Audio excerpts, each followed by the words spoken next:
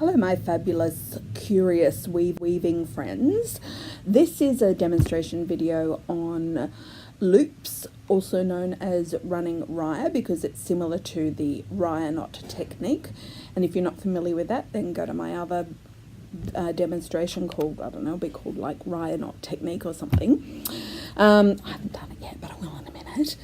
Okay, so loops are something that I like to play with quite a bit, and you can see it, they feature in a very sort of freeform, relaxed way in this wall hanging. So I've got, you know, a cluster here, some longer ones here, some other ones here, even some short fluffy ones here and up here. So I've got them happening quite a bit, and then I've got some long loopy ones in my fringe.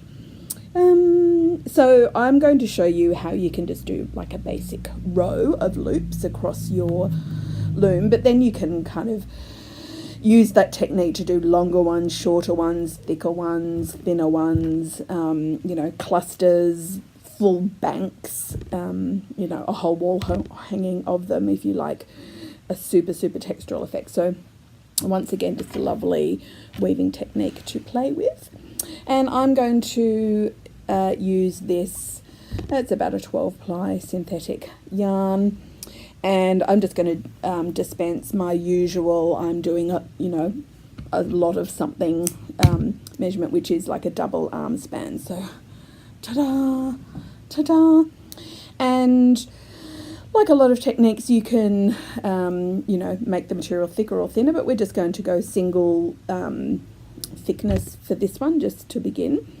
And I'm working on my medium-sized bamboo loom, and I have a small and large version of these as well, and they're available from my website or my Etsy shop, and all the details are in the comments below or description below. Okay, so, and I'm going to be demonstrating like this, but obviously you'll be working like so in front of you, and I hope it all makes sense to you. All right, so if you've watched the sumac technique video, this is similar insofar as it's quite important that we have all of the materials heading in the direction that we're moving. So I'm going to be moving from this side of my loom to this side of my loom, so you can see I've got the length of my yarn heading in that direction.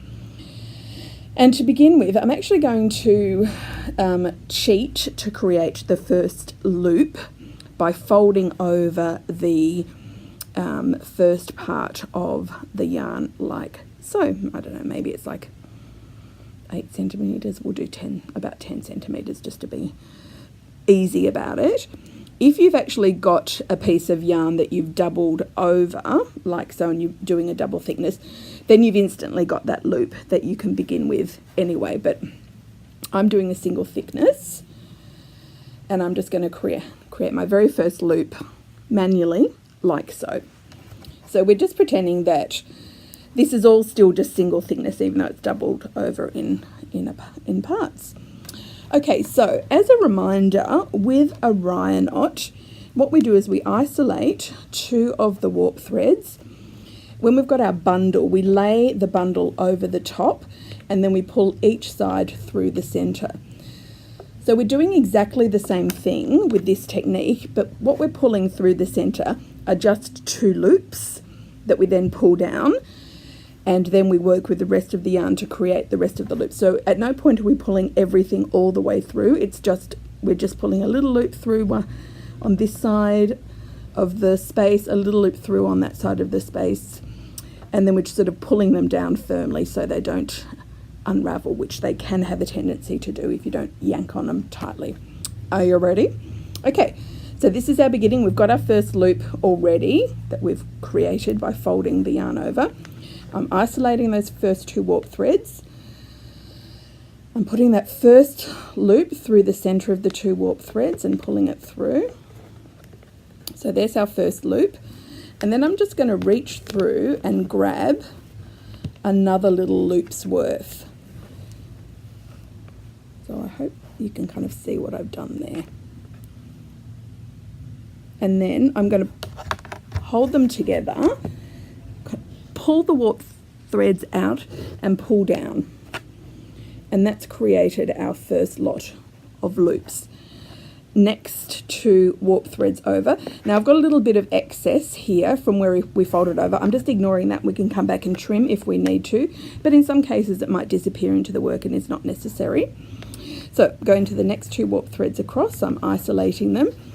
I'm laying the yarn over the top of the 2 warp threads like we do for a rye knot, and then I'm pulling a loop through on one side, pulling a loop through on the other side, pinching them together and pulling down.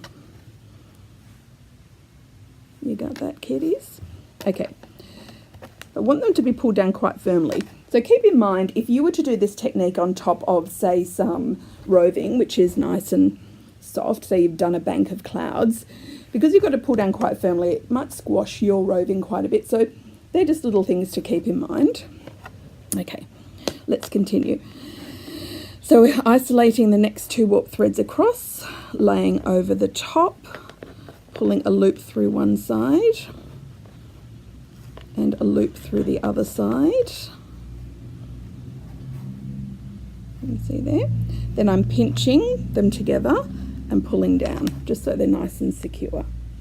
What you do need to be mindful of is that when you kind of go to work on your next loops, that you're not kind of manhandling them so much that you're accidentally kind of pulling out or undoing what you've just done. And if you find that your loops are kind of sitting like that, they're just going to come out. So you do need to be really mindful of that kind of pulling down, kind of holding them together and pulling down process. Okay. I'll do one more little demonstration.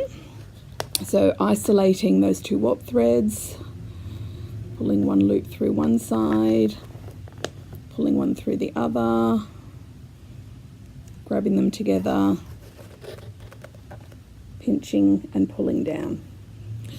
Now because I'm doing this kind of upside down back the front, these are quite large loops, but you can get a smaller effect once you get into the rhythm of it. So I'll just do a few kind of like I normally would, and I'll show you how you can make kind of smaller, daintier ones.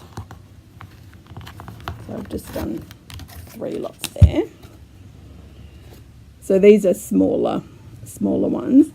And also, let's not be shy and let's do some kind of nice long ones as well.